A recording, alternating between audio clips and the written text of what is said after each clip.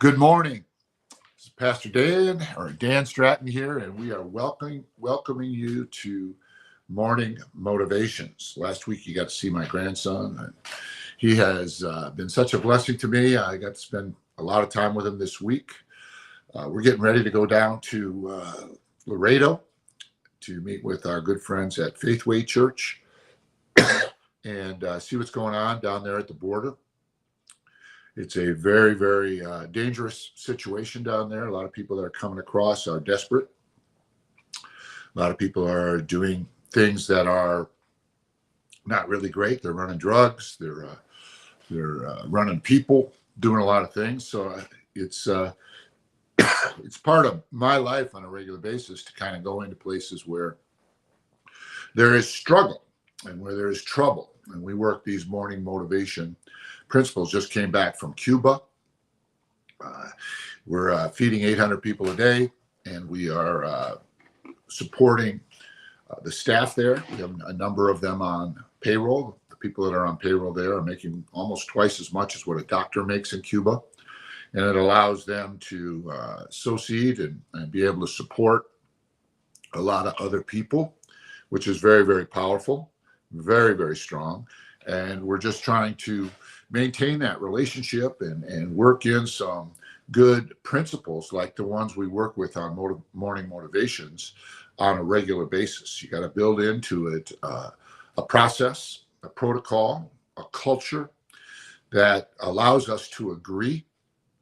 As you might imagine, the work down in Laredo in that community, a lot of people up from Mexico, a lot of people in Cuba are Cuban, clearly, and the cultural differences sometimes between the New York area or even the United States in general, and Cuba and the cultural differences down on the border can be pretty massive. They can be a lot. Excuse my cough this morning. I got a little tickle in my throat. But we work to agree on certain things. We work to really find common ground. What are we trying to accomplish? And the way we do that is we talk and we converse. What are you trying to achieve? I know that I work basic principles. I've written a book called Very Few Fathers. It has 12 simple thoughts in it. And so when I'm working the basics of those 12 simple thoughts, it helps me to stay focused when I'm having a conversation with, or when I'm trying to reach agreement, or when we're working on a project and I perceive something isn't going the way that they said it was going to go. Now, my first reaction is, oh my God, they're not telling me the truth. They're not giving me all the information.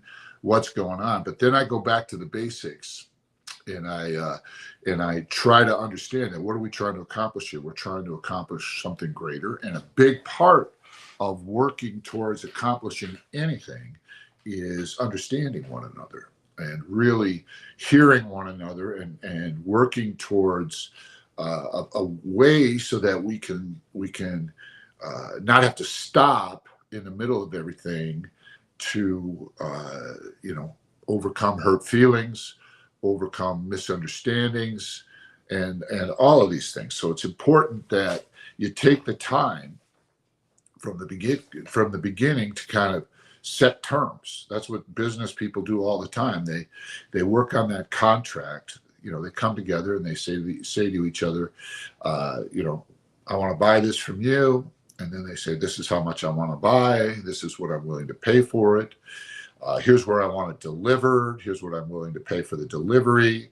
Here's the quality of the product that I expect. And then the seller then says, all right, I'm willing to deliver it there. I can't do that price, but I can do this price.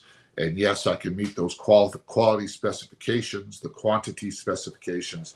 So you kind of get the understanding of how successful interactions are made. But relationships are a lot more sensitive than that, and a lot more valuable than that, a lot more valuable than just one transaction. So it's really imperative that you don't assume that you understand each other right from the beginning. and that you really have to work through your own process, taking care of your own emotions, taking care of your own intentions. Are they pure? Are they honest? Are they fair? And as you work through that, because sometimes you could be your own worst enemy, you might be a little bit unfair in what you're asking for in agreement. You might be a little bit, you know, you might not be as good a listener as you think you are. And so taking all that thing. So I'm calling this message today, Trust the Basics, because the basics are, you know, they're the communication basics. Are we listening?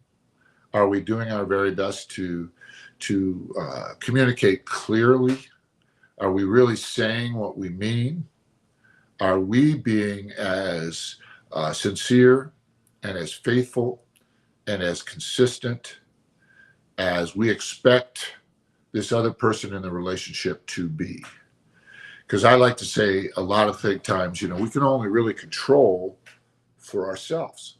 I can't always control for anybody else in a relationship. I can bless them, and then I certainly can control whether or not I'm in that relationship or whether or not I want to continue in that relationship. But I can't, you know, I can't force someone to do something or force someone to do something they don't want to do. So the importance of the basics is am I communicating clearly? Am I listening clearly? And what I mean by listening clearly, am I hearing what they're saying, or is it clouded by what I expect them to say? Is it clouded by what I want them to say? If I have clearly articulated my requirements for this kind of partnership or this kind of a relationship, this kind of friendship, then, you know, we can proceed, and then we can move forward, and then I can take responsibility really for my own feelings. I can take responsibility for my own participation. So that's really, really an important aspect of staying on the basics and managing your emotions. So I use a number of tools for this. I have what I call the 12 simple thoughts. And those simple thoughts help me to stay focused. My first thought is, we are going to succeed. We win. Let's play.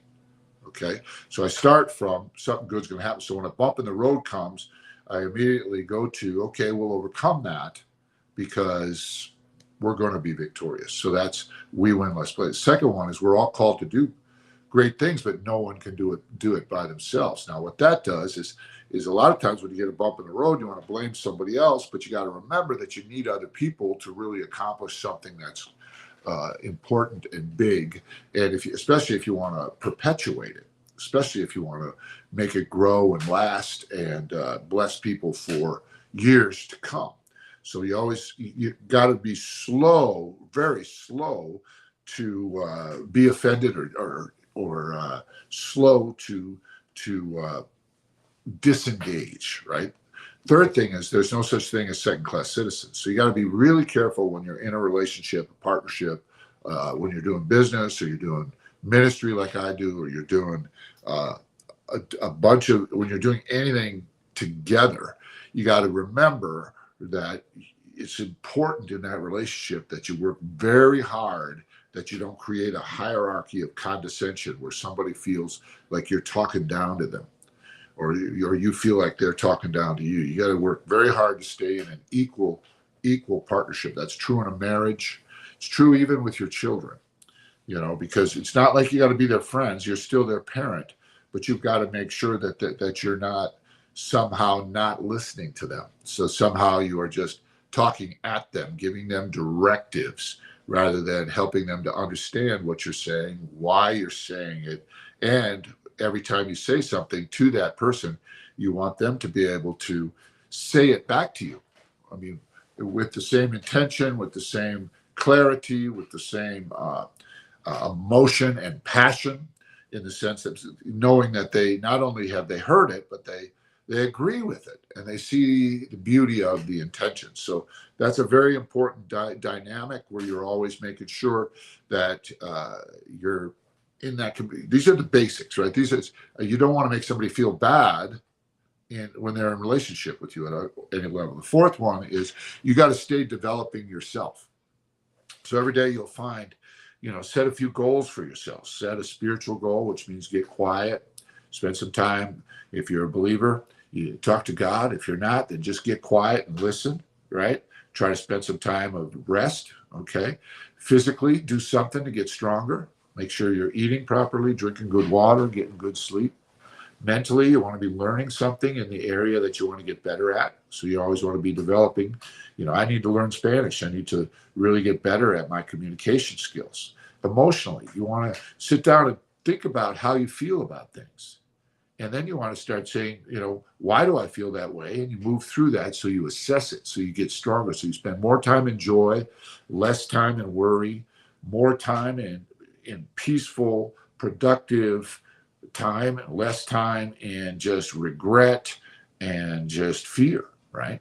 So that's the emotional piece. You want to set some goals for that. And then socially, you want to look at the relationships that are in your life and you want to see, which ones do I want to really grow and enhance? And then finally, financially, you want to start making investments. You want to start saving money. You want to start knocking off debt, whatever it is, but set some small goals on a daily basis. That's how you develop yourself. The next one is you got to refuse to be defended or offended. You just can't let people knock you off your game by things that they say. This is where I'm saying you can't control for anybody else. So you have to know that, that offense is going to come. Somebody's going to, say one thing and do another. Someone's going to say something negative about you, whatever. Always go back and that's where you do that spiritual work. That's where you set your goals in the other area. And those basics will help you to overcome those bumps in the road. So just refuse to be offended. The next thing is if you can just focus, number 6, the simple thought is speak well. Speak well of other people. Speak well of your vision. Speak well of your program, what you're working on. Always do your best to put it in a good light and speak well of it for a number of reasons. Other people are going to hear it. You're going to hear it. And you need to continue to speak well of it. Back to number 7 would be that we don't quit people, but we sure let people who are being toxic and abusive and not doing what they say, we just let them go and start focusing on some other relationships. You don't quit them, but if they're treating you poorly, they've already quit you, and you need to really, really think about that. Now, also remember that there's a supply available. We call that, in my circles, we call that supply being available on a regular basis. We say everything that we need is in God, or it's in the body of Christ, right? So we expect to find the peace that we're looking for. A lot of times people will quit because, I just can't get there. I can't get the money. I can't get the help or the expertise. I don't know how to do that. No, I expect that information will come to me, especially if I'm taking a victorious attitude. I'm staying in a relationship because I need other people.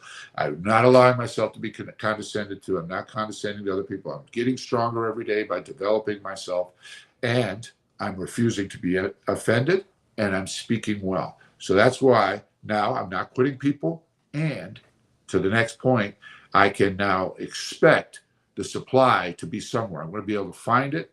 I'm going to be able to figure out a way to procure it, and I'm going to be able to put it into practice. Now, those are 8 of the 12. As we move forward in this, the next thing is that you got to bring your passion today. Make your supply available today. A lot of people just wait around on a regular basis. These are the basics. This is how you move forward, especially when you have been kicked in the teeth. That's where you got to learn to encourage yourself. That's when you got to forgive and be forgiven often, right?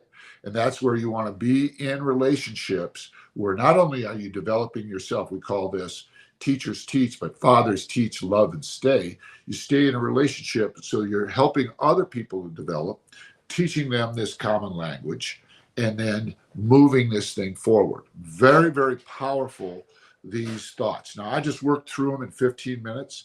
It usually takes me an hour at least to just walk through them. And it takes me years to really help people to understand the importance of flooding your mind with the basics of how you overcome obstacles, how you overcome setbacks, how you overcome a blatant attack from a friend, from a coworker, from a disease, from a financial setback, all these things. So you have to learn to trust the basics. Trust the basics. So stay on these morning motivations. Send in your phone calls, and not phone calls, but text us and let us know and make a request of us. All of this stuff that I'm teaching you today is written down in a book. And if you want to get the book, just let us know, and my team will send you an e-copy of that book. We are taking these principles all over the world into the prisons. We're taking them into the business world of intellectual property, technologies. We're taking these principles into Cuba. And of course, we're sharing them through New York City. So we are building a team that won't quit, a team that will accomplish what it sets out to accomplish. And the greatest thing that I find is not the projects that we complete, not the things that we build, but the people that find peace, that they find happiness, they find satisfaction on a daily basis. So not only are they productive, but they're happy while they're productive because they've learned to take personal responsibility, and they've learned that they're not as out of control and reactive as they think they are. They have a lot more ability to be free in the midst of chaos, in the midst of all sorts of negative circumstances. So I want to thank you today for tuning in. You know, if you're out there and you're a praying person, today is the day I have to encourage myself. I'm going through some different things with some different people that I'm supporting. And I need to, and when I get poured out, sometimes I get a little vulnerable when I'm stretching, I get a little vulnerable. And so I have to work these principles even more. So this morning I'm encouraging myself. I'm forgiving myself for being sensitive. All these things, all these principles I have to work myself. I'm thankful for my prayer team that prays every morning. And they certainly pray for me. And they're praying for you, and they're praying for the United States. They're praying for the earth, all the planets, or all the nations of the earth, and the people and all things that are going on. It's just very powerful, an hour and a half every day. Thanks for tuning in. I went a little long today. Thanks. Hi, Lisa. Hi, Elizabeth. Hi, Eddie.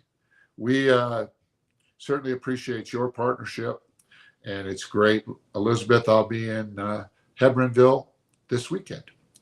God bless all of you. Have an awesome day. And thanks for tuning in to Morning Motivation. We'll be talking to you again next week. Bye-bye now.